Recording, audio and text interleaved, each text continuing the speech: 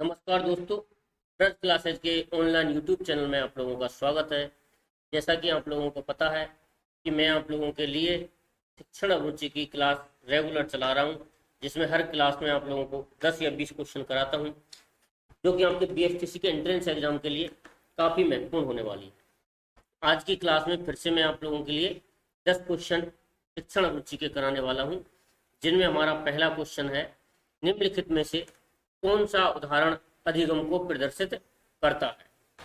Option number A है हाथ जोड़कर अध्यापक का अभिवादन करना। ऑप्शन नंबर बी है स्वादिष्ट भोजन देखकर मुंह में लार आना।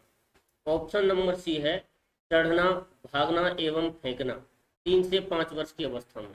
ऑप्शन नंबर डी है उपरोक्त सभी। तो बताइए इनमें से कौन सा अधिगम को प्रदर्शित करता है। दोस्तों, आपको देखना है कि इन 10 क्वेश्चन में से आप कितने सही क्वेश्चन कर पा रहे हैं। यदि 10 में से आपने सही क्वेश्चन किए हैं 8, इसका मतलब आप 80% क्वेश्चन कर पा रहे हैं। ठीक है, 10 में से यदि आप 9 करते हो तो आप 45 तो 90% क्वेश्चन कर पा रहे हो। ठीक है, तो ये आप लोगों को अपना आकलन करना है। तो इसका आंसर हो गया हाथ जोड़कर अध्यापक का अभिवादन करना। यह सीखता है बच्चा। अधिगम का मतलब है सीखना। तो सीखना, बच्चा अभिवादन करना, टीचर का अभिवादन करना सीखा ही तो है बच्चा कि भाई गुरु का अभिवादन जब हम लोग करते हैं तो हाथ जोड़ करके करते हैं। तो यह बच्चा सीखा है।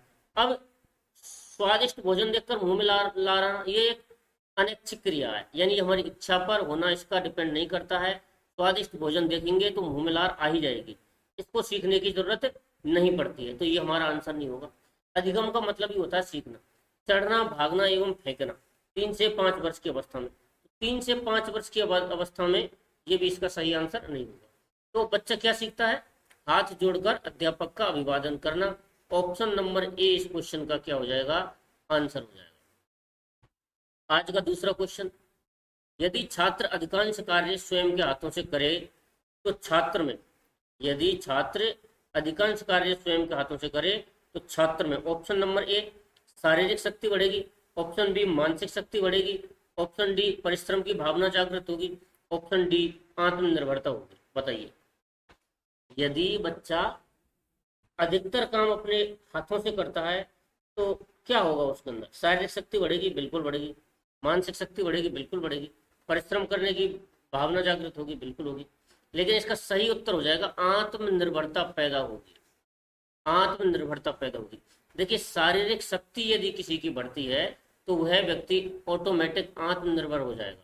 यदि कोई व्यक्ति दुबला पतला है तो वह अपने सारे काम नहीं कर पाएगा। यदि किसी व्यक्ति में शारीरिक शक्ति बढ़ती है तो वह बिना थके अपने भारी कामों को या अधिक समय तक कार्य करने की शक्ति उसके अंदर आ जाएगी। तो ये देखिए, इसका मतलब उसके अंदर अपने सारे कामों को करने की शक्ति बढ़ गई है। इसका मतलब वो क्या हो गया है? आत्मनिर्भर हो गया है अपने कामों को करने के लिए। ठीक है, मानसिक शक्ति बढ़ी है, यानी कभी कभी क्या होता है कि इंसान में काफी ताकत होती है लेकिन वह मन से थका हुआ अपने आप को महसूस करता है, यानी उसमें मानसिक शक्ति की कमी होती है। और यदि व्यक्ति में मानसिक शक्ति बढ़ जाती है तो उसकी आत्मनिर्भरता ही तो बढ़ेगी। यानी यदि उसकी मानसिक शक्ति बढ़ गई तो वह अपने कामों को खुद करेगा। वह यह नहीं सोचेगा कि मैं थक जाऊंगा, वह यह नहीं सोचेगा कि यह काम कठिन है। इसका मतलब उसकी मानसिक शक्ति बढ़ी है तो वह आत्मनिर्भर हो गया अपने कामों को करने के लिए। ठीक है, तो इस क्वेश्चन का आंसर क्या है? Option number D. चलते हैं अगले क्वेश्चन पर। क्वेश्चन नंबर 3 है, सीखने की परिघटना निम्नलिखित में से कौन आवश्यक घटक नहीं है।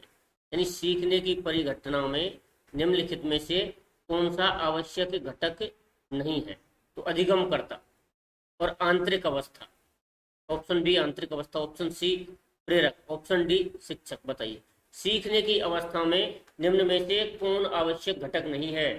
सीखने की परिघटना में से आपका शिक्षक, ऑप्शन नंबर डी शिक्षक आवश्यक घटक नहीं है। शिक्षक जो है सिखाने वाला होता है। शिक्षक सीखने वाला नहीं होता, शिक्षक होता है सिखाने वाला। शिक्षक कौन होता है? सिखाने वाला। तो अधिगम करता, अधिगम करता, अधिगम करता का मतलब है सीखने वाला। ठीक है, तो ये अधिगम का क्या होता है? सीखने की परिघटना का घटक है।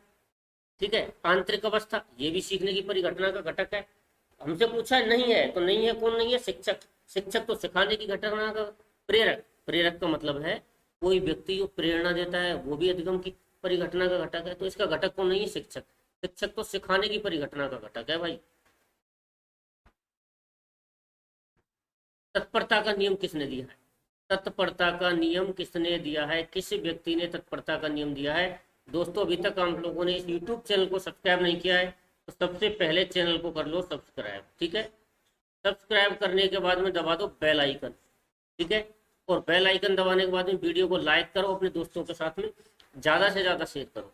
तो तत्परता का नियम किसने दिया है दोस्तों बताइए? तत्परता का नियम ऑप्शन ए थर्नडाइक ने दिया है, ऑप्शन बी बार्सन ने दिया है, ऑप्शन बी स्किनर ने दिया है, ऑप्शन सी बार्सन ने दिया है, ऑप्शन डी मैकडूगल ने दिया है। बताइए तत्परता का नियम। तत्परता का नियम दिया है थॉर्नडाइक ने। किसने? ऑप्शन ए इसका हो जाएगा आंसर, यानी ऑप्शन ए आंसर हो जाएगा। क्वेश्चन नंबर 4 का आंसर है ऑप्शन ए। क्वेश्चन नंबर 4 का आंसर क्या हो जाएगा? Option number A. Question number 4 का उत्तर है ऑप्शन नंबर ए, ठीक है जी, ये हो जाएगा आपका आंसर। चलते हैं अगले क्वेश्चन पर। क्वेश्चन नंबर है 5।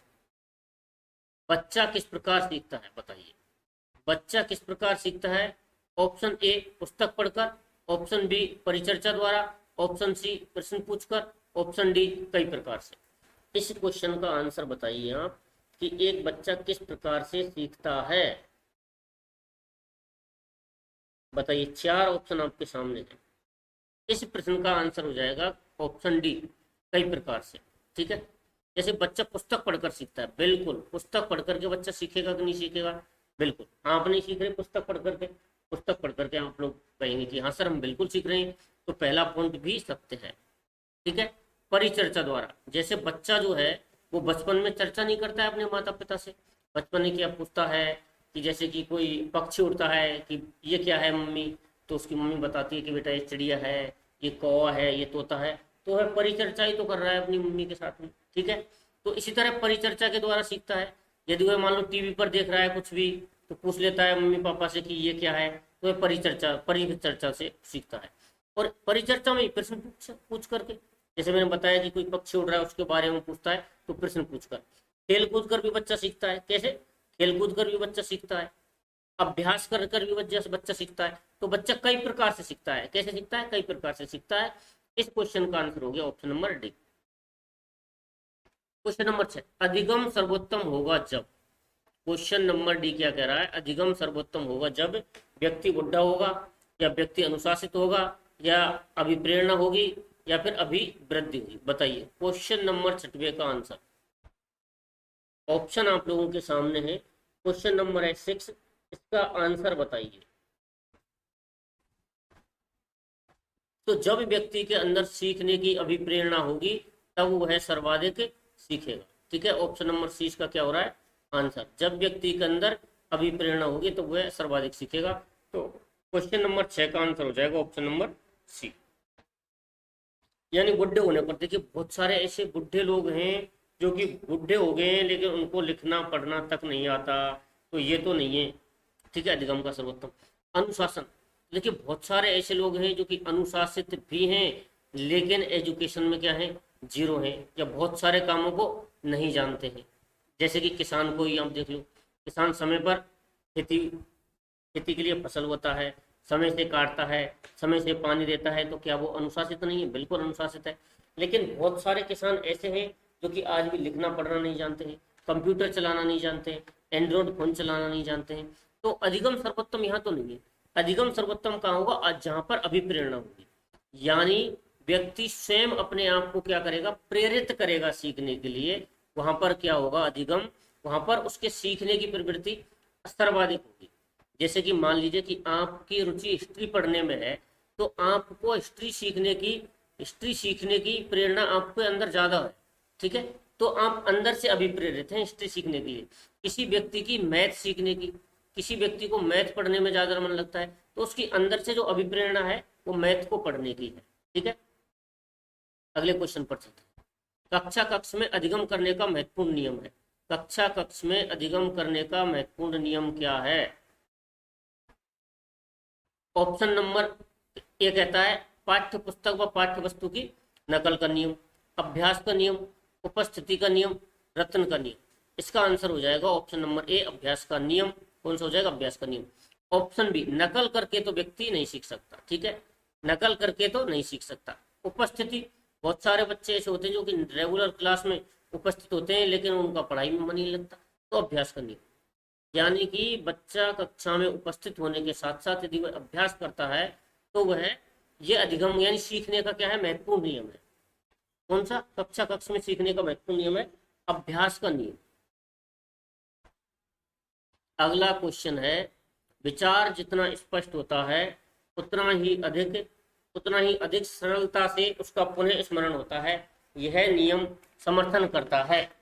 बताइए, विचार जितना स्पष्ट होता है उतना ही अधिक सरलता से उसका पुनः स्मरण होता है, यह नियम समर्थन करता है।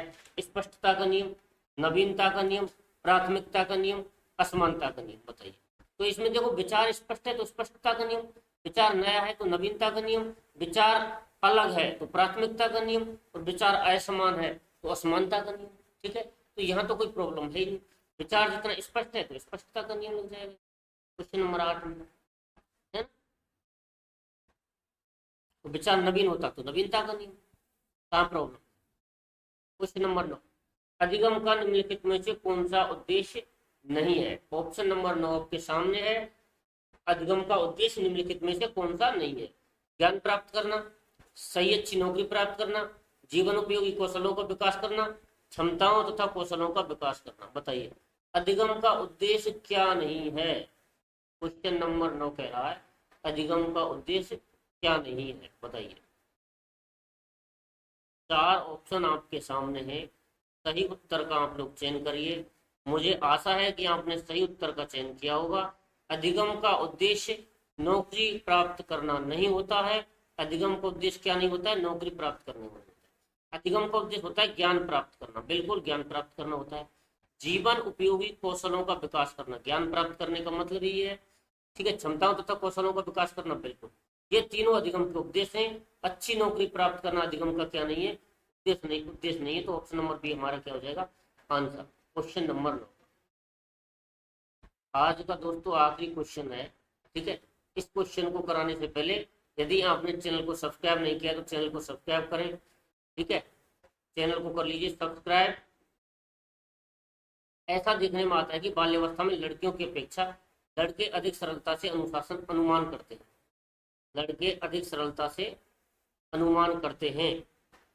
ठीक है, बताइए 10वें क्वेश्चन का आंसर। ऑप्शन ए सामाजिक व्यवहारों का, ऑप्शन बी सामाजिक नियमों का, ऑप्शन सी सामाजिक गुणों का, ऑप्शन डी नैतिक नियमों का। तो क्वेश्चन नंबर 10 में का आंसर हो जाता है सामाजिक व्यवहार। इसका सामाजिक व्यवहार। ठीक है दोस्तों, आज की इस वीडियो में इतना ही।